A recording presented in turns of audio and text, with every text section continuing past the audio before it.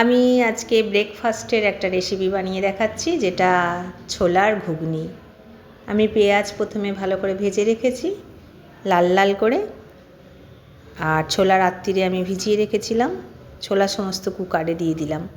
আমি এই রেসিপিটা কুকারেই বানাবো, আর ভীষণ তাড়াতাড়ি হয়, আর খুব বেশি ঝামেলাও নয় এটা বানাতে, কিন্তু খেতে খুবই ভালো হয়। কোনো রুটি কিংবা পরোটার সাথে ভীষণ ভালো লাগে।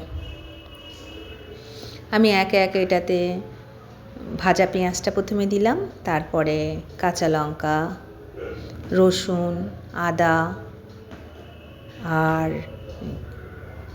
1 চামচ ধনে জিরে, নুন হলুদ দিয়ে খুব ভালো করে মেখে নেব।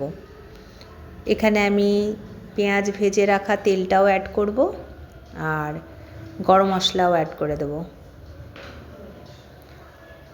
এই ঘুগনিটাতে একটু জলটা কম দিতে হবে, কেননা এটা মাখা মাখা হবে তো। বেশ, গরম মশলাও অ্যাড করে দিলাম, আর একবার খুব ভালো করে মেখে নেব। কুকারের মধ্যেই ভালো করে মশলাটা মাখিয়ে নিচ্ছি।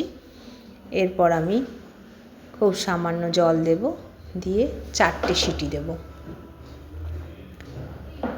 একটু 4টে সিটি দিলেই ভালো হবে, ছোলা তো একদম গলে যাবে না, বেশ খুব সফট হয়ে যাবে। ব্যাস, আমার ঘুগনিটা রেডি। এটা ভীষণ ভালো লাগে, একবার বানাবেন।